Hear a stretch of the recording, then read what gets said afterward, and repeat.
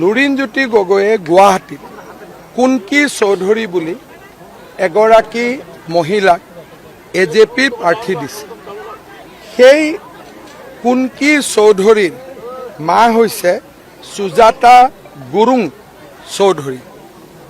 তেওঁ হৈছে ছিকিমৰ মহিলা আৰু কুনকি চৌধুৰী তেওঁৰ মা। ইমানলৈকে মোৰ আপত্তি নাই, কিন্তু এই যে সুজাতা গুৰুং চৌধুৰী, তেওঁ ইনষ্টাগ্ৰামত কেইবাখনো ফটো দিছে গৰুৰ মাংস খাই পেলাই। মই এখন ফটো আপোনালোকক দেখুৱাব খুজিছোঁ। এইটো হৈছে কুনকি চৌধুৰীৰ মা সুজাতা গুৰুং চৌধুৰী।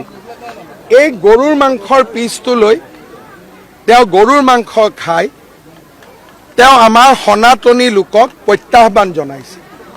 তাৰ উপৰিও আপোনালোকে জানে যে আমাৰ এসময়ত চিকেন নেক কাটি দিয়াৰ ধমকি দিছিলে সাৰজিত ইলাম আৰু উমৰ খালিদ বুলি দুজন, মই চৈতান বুলিয়ে ক'ম।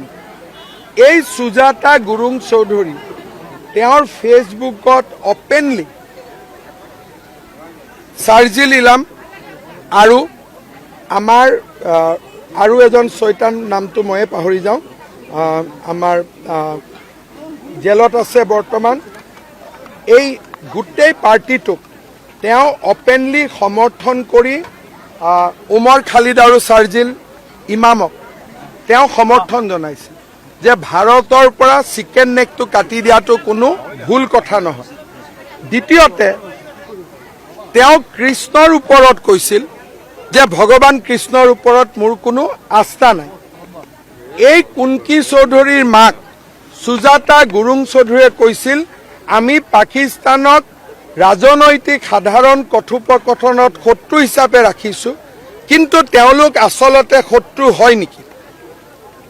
তাৰমানে লুৰিণজ্যোতি গগৈয়ে অসম জাতীয় পৰিষদৰ যিখন মঞ্চ, য'ত শ্বহীদৰ কেঁচা তেজ জড়িত হৈ আছে, সেইখন মঞ্চৰ পৰা এনেকুৱা এগৰাকী ছোৱালীক টিকট দিছে যোনে ভগৱান কৃষ্ণক সমালোচনা কৰিছে, গৰুৰ মাংস অপেনলি খাই ইনষ্টাগ্ৰামত ফটো দিছে আৰু সাৰজিদ ইলাম উমৰ খালিদক ছাপোৰ্ট কৰিছে আৰু কৈছে পাকিস্তান আমাৰ এনিমি ৰাষ্ট্ৰ নহয়।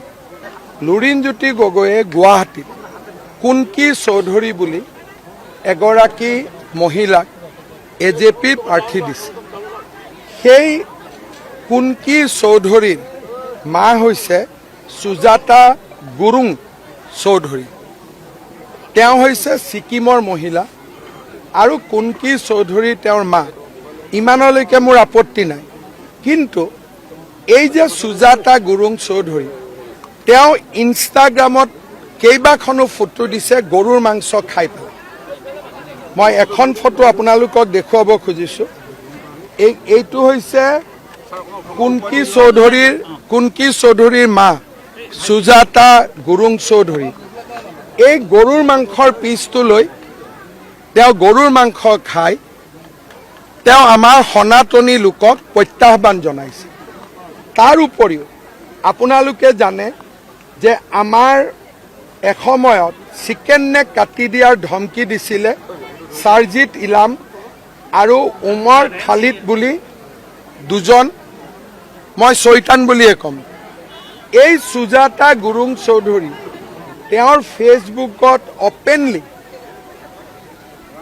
সাৰজিল ইলাম আৰু আমাৰ আৰু এজন চৈতান, নামটো ময়ে পাহৰি যাওঁ, আমাৰ জেলত আছে বৰ্তমান।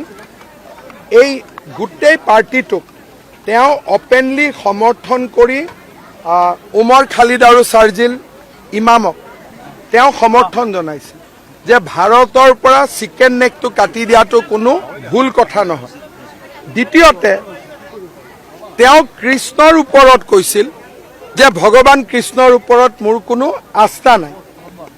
এই কুনকি চৌধুৰীৰ মাক সুজাতা গুৰুং চৌধুৰীয়ে কৈছিল আমি পাকিস্তানক ৰাজনৈতিক সাধাৰণ কথোপকথনত শত্ৰু হিচাপে ৰাখিছোঁ, কিন্তু তেওঁলোক আচলতে শত্ৰু হয় নেকি?